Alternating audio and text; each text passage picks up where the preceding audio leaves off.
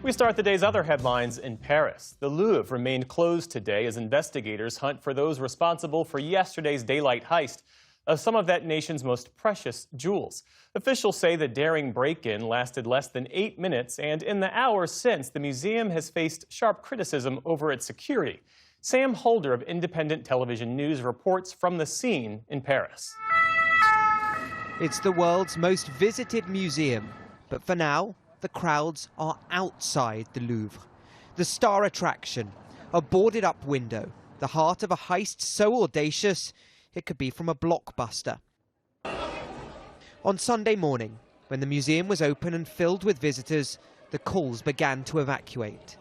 Most unaware that a heist of historic proportions was underway. Thieves smashing through 2 display cabinets to snatch priceless royal jewels. Amongst the stolen haul, this emerald necklace worn by Napoleon Bonaparte's wife, this tiara resplendent with pearls, and this brooch dripping in diamonds. In total, 8 items are missing. Well, it's like the stealing of the crown jewels. It's the kings, the queens of France wore these things. Paris is a bit in shock. The robbery began at 9:30 a.m. The target, the Gallery of Apollo. The 4 thieves used a van with a mechanical ladder to reach the window. 2 cut through the glass with a disc cutter and entered. The theft unfolded just 250 meters from the Mona Lisa. They'd have done a reconnaissance, they'd have known the height, the distance, they'd have rehearsed using that equipment somewhere else. That may well give a lead to the police.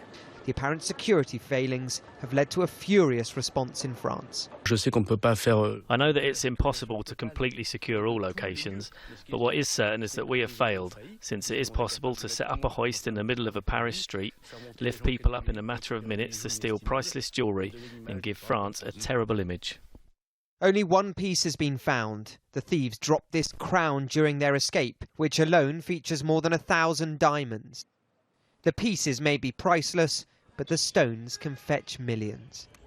The most likely scenario now is the group that broke in through that window will seek to break apart these items of national treasure. So it is a race against time to find and save them, with the odds stacked against the authorities. There are some clues, including items left at the scene, but finding those responsible is one thing. Finding the jewellery intact is far harder. Sam Holder, ITV News, Paris. Also today, Amazon's cloud computing service says a problem with its domain name system is responsible for a global outage overnight that disrupted websites, apps, and services for millions of users. Amazon Web Services has been working to fix the problem, saying it's seen significant signs of recovery.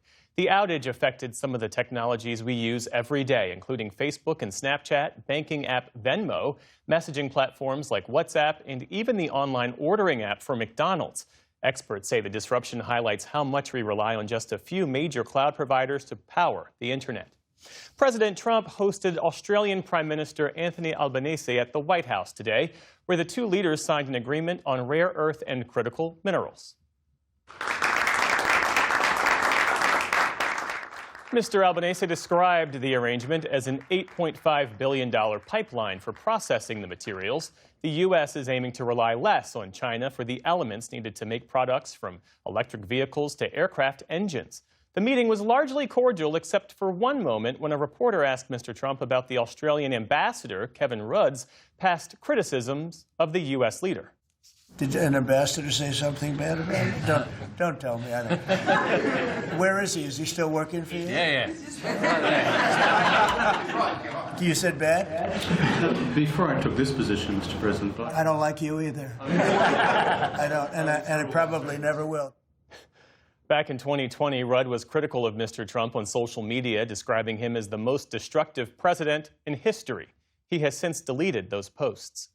The U.S. Supreme Court said today it'll hear a Second Amendment challenge involving a law that bans regular drug users from having a gun. It's the same law that was used to convict President Biden's son Hunter last year. An appeals court found it to be mostly unconstitutional, except when someone with a firearm is presently impaired. The Trump administration wants the law upheld, arguing that habitual drug users present unique dangers to society when armed. Oral arguments are likely to take place early next year, with a decision due by early summer. A federal appeals court says the Trump administration can move forward with deploying National Guard troops to Portland, Oregon for now.